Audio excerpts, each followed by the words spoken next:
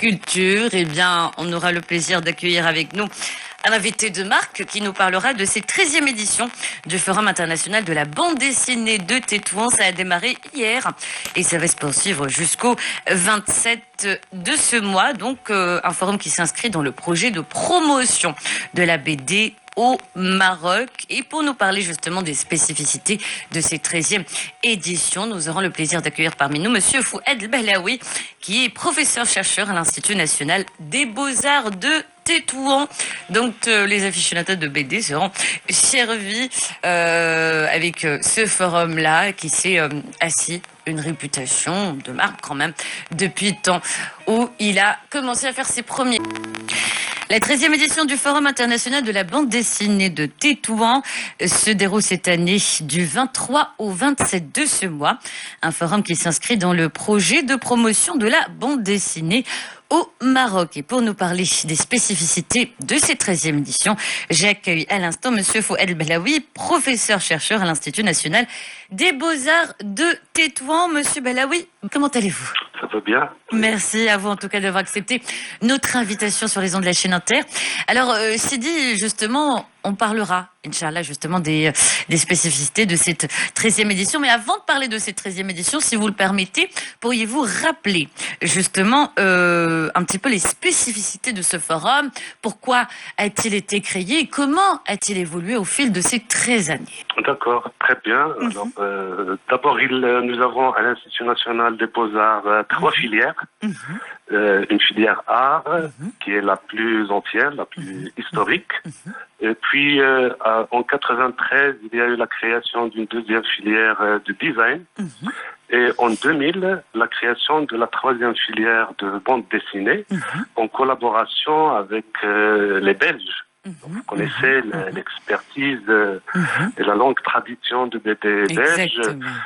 Oui, au bout de quelques années, exactement en 2004, on a pensé à créer un festival international de bande dessinée pour élargir un peu les champs de cette formation et pour créer un moment d'échange et de partage et pour donner plus de rayonnement et de visibilité à cet art. Voilà. Alors depuis 2004 jusqu'à aujourd'hui, ça fait 15 ans. 15 ans déjà d'existence, avec 13 éditions. Nous sommes actuellement à la 13e édition. D'abord, c'était un festival international. Et il y a quelques années, on l'a rebaptisé Forum international. On a rajouté plus d'activités, surtout plus de débats. Plus de débats parce qu'il y avait au début surtout des expositions, bien sûr avec des ateliers, des masterclass, etc. Alors c'est bon comme introduction. Bien sûr. Alors maintenant, on en sait un peu plus justement sur la genèse un petit peu de ce forum qui a commencé par être un festival pour se transformer en forum, puisqu'il y a eu plus de concertations, plus de débats, de colloques, j'imagine également autour de la question de la BD. Mais qu'en est-il justement de la BD, de l'état des lieux de la BD au Maroc? Y a-t-il eu une évolution au fil du temps? Est-ce qu'il y a des BD 100% marocaines? Ou alors qu'en est-il des lauréats, des concours qui ont été justement organisés en marge du forum depuis justement sa création? Où est-ce qu'ils en sont avec leur création BDesque? Alors, parlez-nous un petit peu, donnez-nous une petite vision de l'état des lieux de la BD au Maroc. D'accord. Alors, pour la BD, il y a ce début de la filière qui commence à former vraiment des BDistes, des auteurs de BD et aussi des scénaristes. Mais quand on se rencontre, quand on aborde le sujet avec d'autres précurseurs, des précurseurs de la BD ou bien de l'illustration de manière générale, à chaque fois, on se retrouve avec des bribes, des initiatives faites par-ci, par-là. Et l'histoire de la BD a été partiellement écrite, mais à chaque fois, on se retrouve avec d'autres acteurs. D'autres artistes, on est en train de réunir un peu tout ça, de rappeler les professionnels. Alors on peut parler du début aux environs des années 60 avec d'abord quelques affiches et puis quelques dépliants et par la suite petit à petit ça a été plus pratiqué à travers des journaux. Des journaux, c'est le cas partout dans le monde, à travers des journaux sur papier bien sûr. Par la suite, il y a eu l'introduction progressive de la BD, de certaines planches, de certaines illustrations dans les programmes scolaires, dans les manuels scolaires. Et maintenant, depuis, on peut parler du 21e siècle, de ces 2 dernières décennies, avec la création de cette filière et surtout la création de ce forum qui était un festival. Là, les professionnels, que ce soit les artistes déjà confirmés ou bien les jeunes étudiants marocains puis lauréats, savent qu'il y a un rendez-vous annuel qui est incontournable, auquel ils se préparent. Et bien sûr, à travers les rencontres, plusieurs projets naissent et voient le jour comme ça. Exactement. Et c'est là toute la beauté justement de tout forum qui se respecte. Ce sont les collaborations par la suite, particulièrement celles justement que l'on présente comme opportunité pour les étudiants particulièrement. Et les étudiants sont au cœur, j'imagine justement des festivités de ce forum. Alors, en parlant justement de personnalités, bien sûr, chaque édition connaît son lot, justement, son gratin de personnalités de la bande dessinée. Pour cette édition, c'est justement l'auteur de bande dessinée belge Denis Larue à l'honneur. Alors, donnez-nous un petit aperçu justement de l'univers justement de cet artiste et pourquoi le choix s'est porté sur lui particulièrement pour cette édition. Et puis aussi, pourquoi pas nous citer d'autres personnalités qui seraient présentes, notamment de la délégation africaine justement de la bande dessinée. Tout à fait. D'abord, nous avions quatre invités auxquels on a rendu hommage hier pendant la cérémonie d'ouverture, plus un invité d'honneur. Donc, les 4 invités sont, ou bien les 4 artistes sont feu Mohamed Chda. Il y a aussi qui n'est plus à présenter, qui n'est pas un bédiste, mais qui est un artiste connu, reconnu, et qui a fait un passage par ici à Tétouan à la fin des années 90 comme directeur.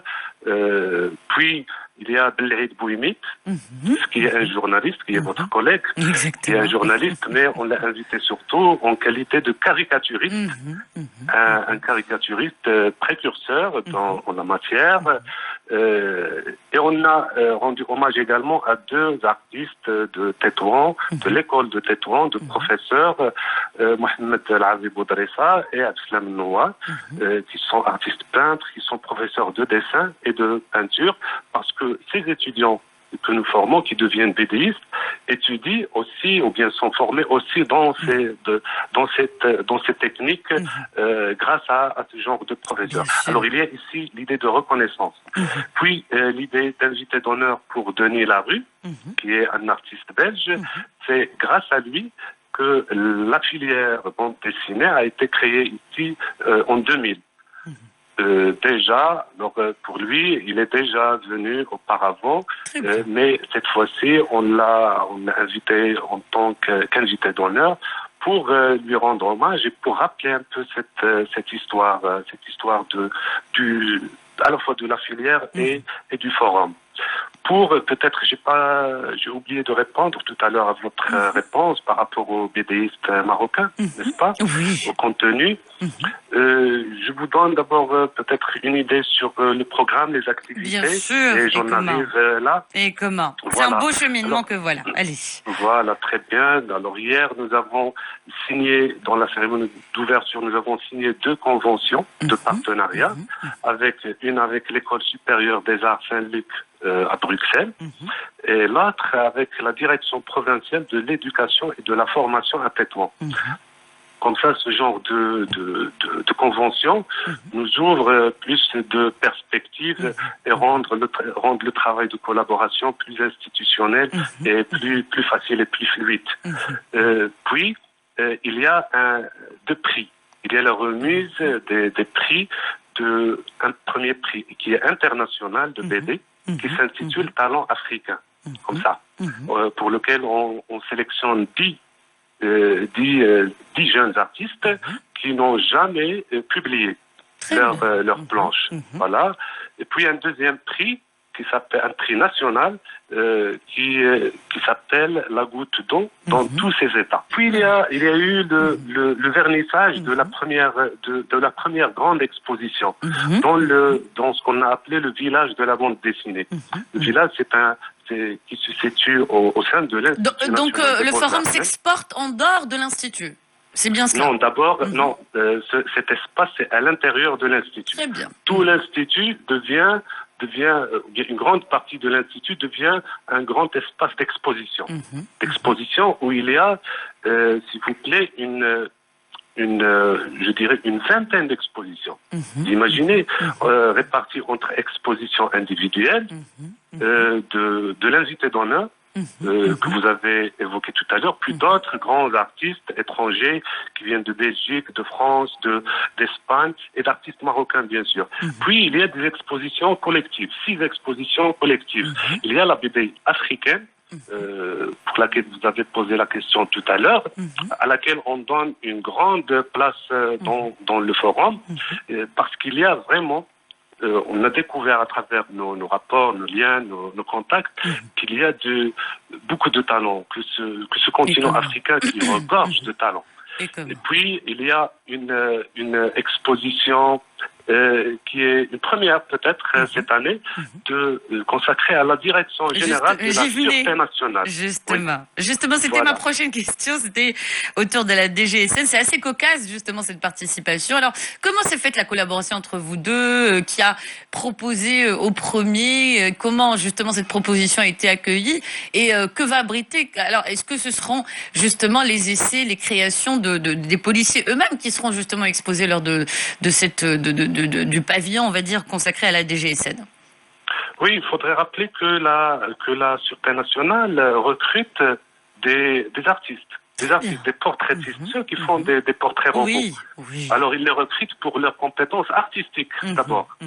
Et puis, ils ont découvert qu'ils ont un talent au niveau de la BD, et ce sont ces artistes, ces fonctionnaires de la Direction générale de la Sûreté nationale, qui ont proposé à leur direction d'introduire dans la revue trimestrielle, qui s'appelle Revue de police, qui ont proposé d'introduire ils ont des nouvelles noires qui sont illustrées et aussi des planches de sensibilisation.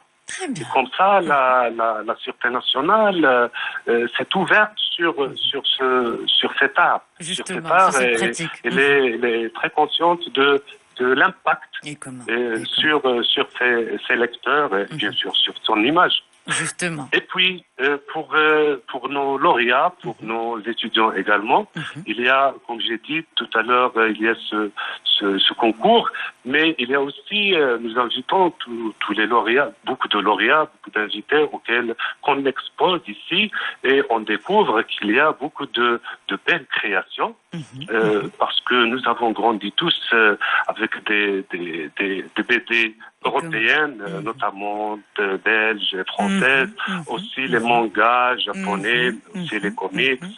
Mais dans notre travail de formation ici, on oriente les étudiants à travailler sur le patrimoine sur l'imaginaire collectif marocain.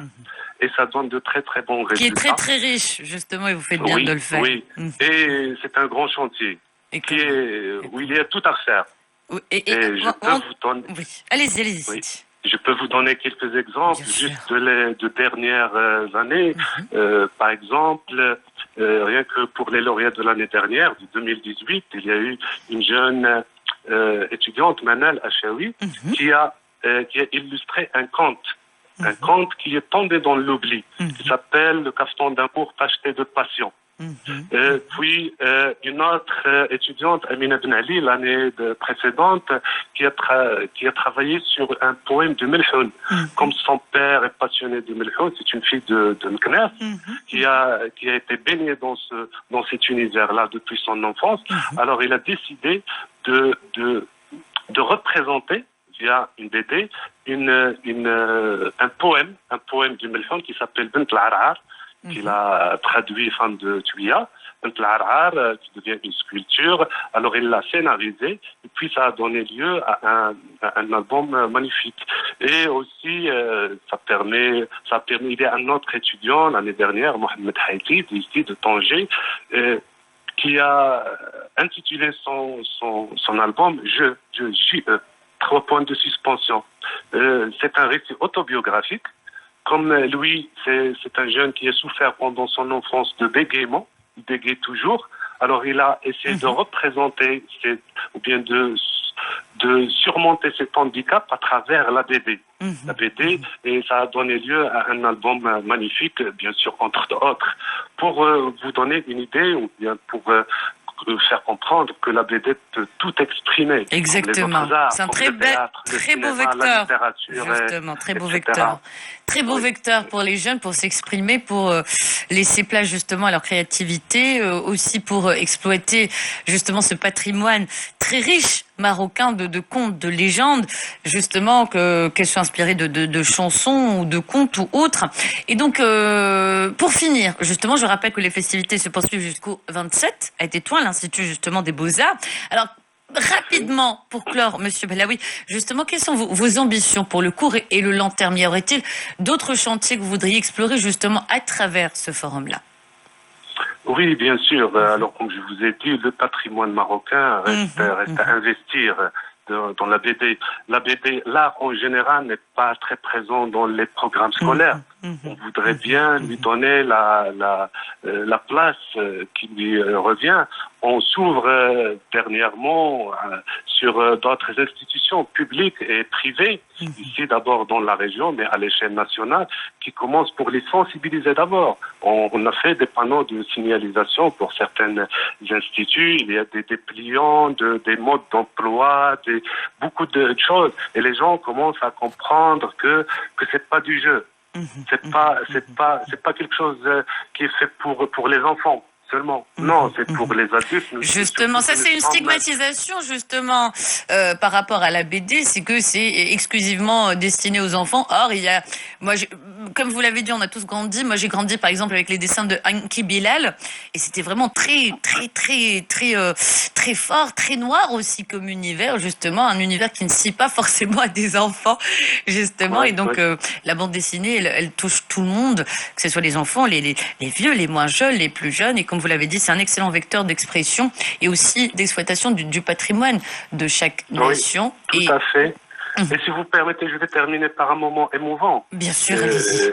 Tout à l'heure, après la table ronde, je parlais avec un monsieur, un retraité, un professeur d'art plastique retraité de Tanger qui s'appelle Mohamed Ben Mousseoud. Je viens de faire sa connaissance en échangeant. C'est l'un des premiers BDistes au Maroc.